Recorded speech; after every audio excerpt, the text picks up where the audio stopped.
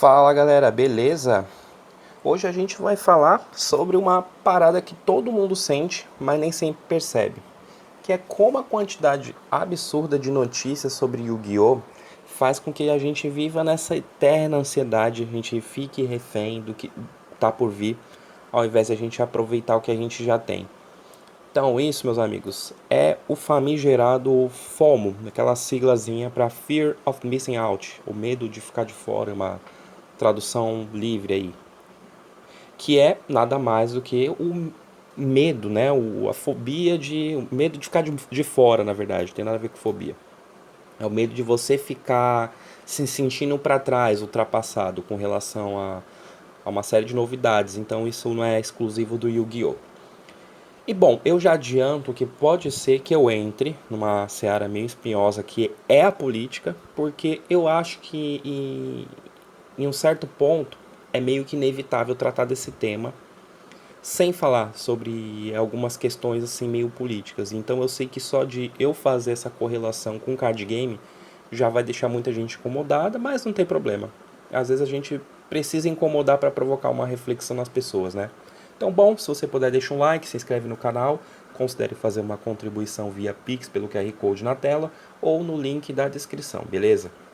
Então, a primeira coisa aqui que eu quero falar é sobre a enxurrada de notícias e o ciclo infinito que isso gera. Então, a gente tem aqui Yu-Gi-Oh! Organization, né, que é talvez o site de maior referência mundial nas notícias de Yu-Gi-Oh! Sobre tudo em relação a marketing, produtos, action figures, o TCG, o OCG, o Rush Duel, né? E além das novidades, eles também publicam às vezes algumas discussões sobre estratégias, né? Alguns artigos sobre receitas de deck, né? Enfim, a gente tem um monte de coisa, né? Só ontem, eu tô gravando esse vídeo dia 13. Teve 4 publicações deles, né? E aí se for aqui também dia 11, já teve 2, uma do Master Duel, a outra do Yami. Teve aqui, ó, merchandise do Brionac, inclusive muito foda por sinal.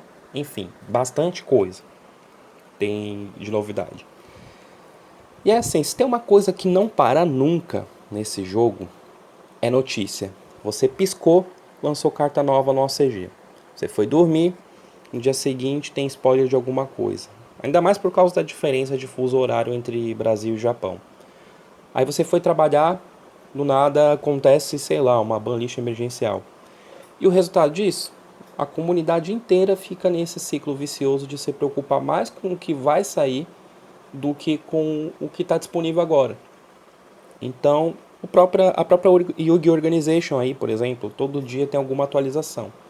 E isso sem incluir os fóruns, até no Reddit, os canais de YouTube, as redes sociais, que amplificam essa sensação de que se você não está por dentro de tudo, você está ficando para trás. E isso é vamos dizer que é verdade, porque às vezes o cara tá lá, fica 2, 3 semanas, ele não está acompanhando as mudanças, alguma mecânica, alguma coisa que descobriram, e ele já se sente meio que obsoleto. E aí é um grind muito grande para você se atualizar. E aí qual que é o problema, né? Além dessa questão óbvia. Muita gente deixa de jogar e aproveitar o formato atual porque está sempre no hype do futuro. É tipo aquele cara que troca de carro a cada 6 meses porque ele leu no grupo do Facebook que o modelo novo tem um botãozinho a mais no painel. Então o cara está sempre pensando no próximo carro, mas ele nunca aproveita o que tem na garagem, né? É basicamente isso que acontece. E aí a outra coisa que eu queria falar, né, que é sobre o papel dos criadores de conteúdo. Eu não vou falar, criticar nenhum deles, não vou fazer citação nominal, eu só coloquei eles aqui para mencionar exemplos de canais que trabalham com, vamos dizer assim, hard news, né, que são aquelas notícias mais quentes, mais recentes, com as novidades. E aí por que você está citando eles como exemplo, né? Não é uma citação nominal, são só ilustrativas. Porque eu quero dizer que essa quantidade, né, desse ritmo insano de notícias é ótimo para eles, porque eles vão sempre ter assunto. Mas agora, venhamos e convenhamos. E de novo, não estou aqui falando desses criadores, né? São só exemplos de criadores que se beneficiam, o que é ótimo, por sinal, né? Mas aí, venhamos e convenhamos, tem vídeo por aí que é pura encheção de linguiça. Aí vamos voltar aqui no Yu-Gi-Oh! Organization. Vamos fingir que Gogogo teve uma carta de suporte, um card promo. Teve mais cards, né? Mas vamos fingir que era um card promo e era ruinzinho o suporte. Aí eles vão colocar lá, novo suporte para o Gogogo. Como isso vai mudar o meta? E você sabe que não vai mudar o meta. Aí você chega lá, você assiste um vídeo de 15 a 20 minutos para descobrir que a carta não faz nada demais e que o cara só estendeu o tempo para monetizar. E aqui eu reitero, eu não estou dizendo que todo mundo faz isso, mas eu estou dizendo que tem muito canal por aí que usa a avalanche de notícias como desculpa para render vídeo sobre absolutamente qualquer coisa. E aí o problema não é produzir vídeo, não é, ele está no direito dele. O problema é quando essa cultura da especulação começa a substituir o jogo de verdade.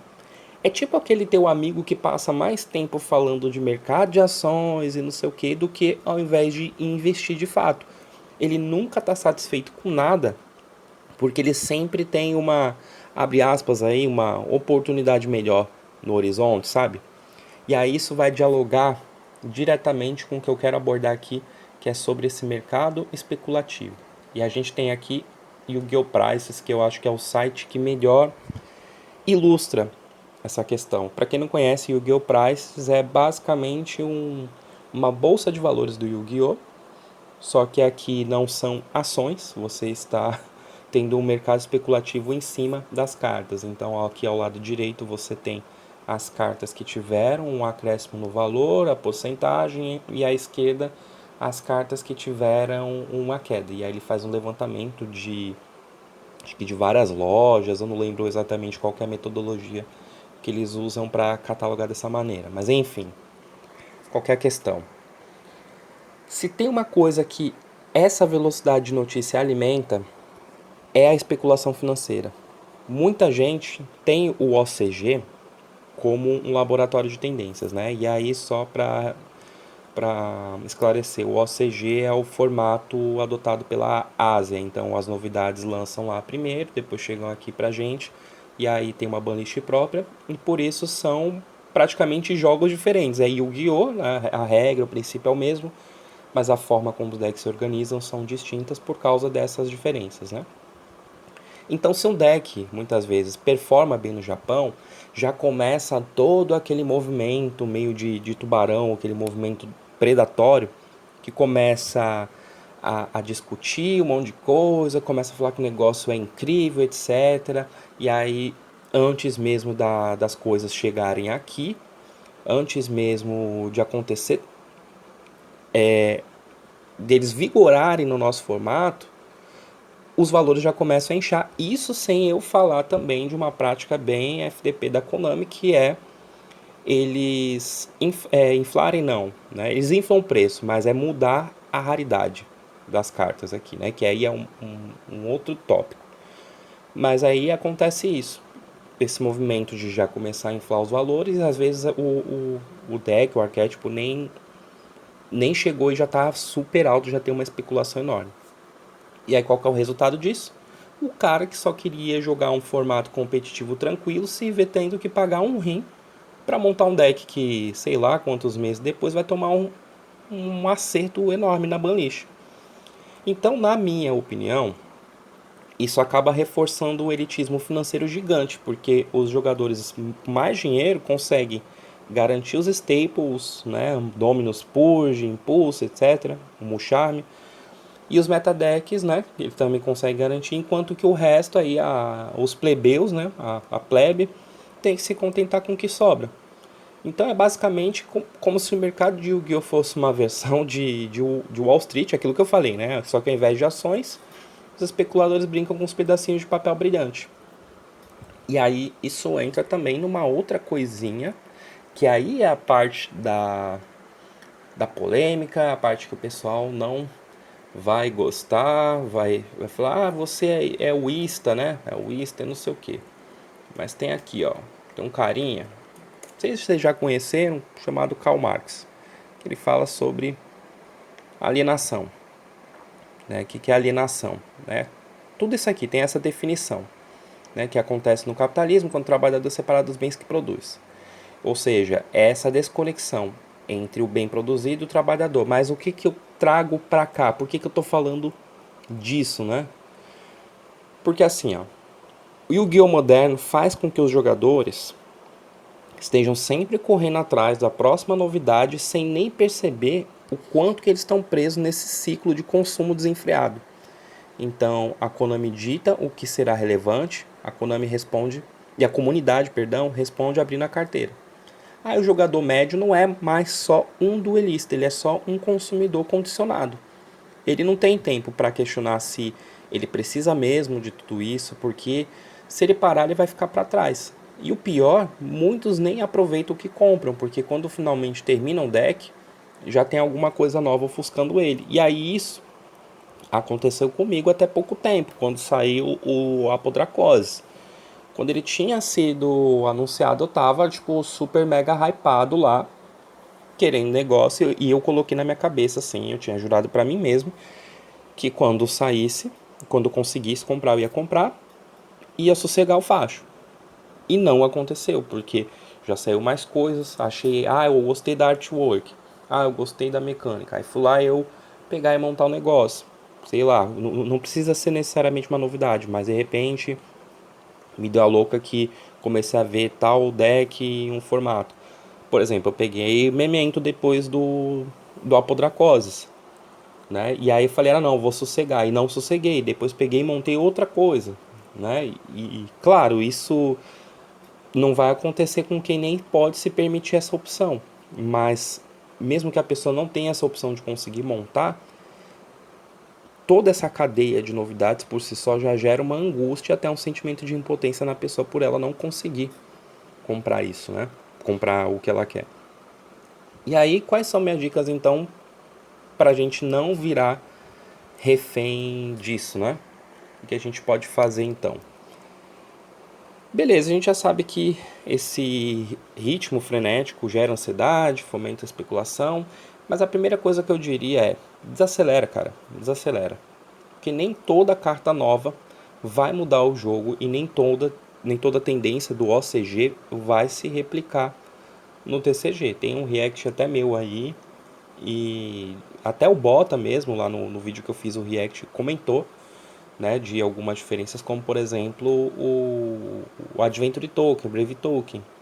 O desempenho dele foi muito diferente do TCG aqui. No OCG foi um negócio assim absurdo, e aqui foi legal, mas não foi aquela coisa insana como foi lá na Ásia, né?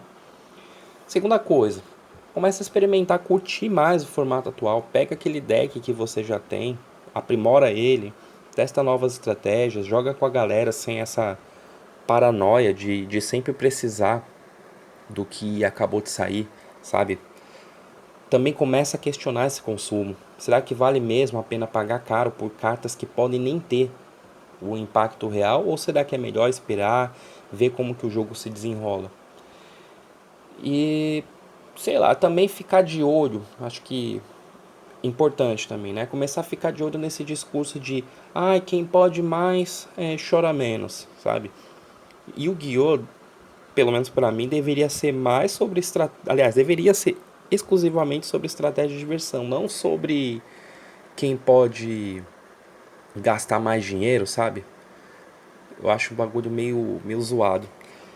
Então, assim, nem tudo que brilha é ouro, nem toda carta hypada vai se pagar, né? Então, enquanto a Konami continuar vendo lucro fácil, nada vai mudar, mas se a comunidade começar a exigir um jogo mais acessível e menos mercenário, quem sabe um dia a coisa melhora, né? E até lá, boa sorte, que seu próximo deck não te leve à falência, né? Mas, enfim.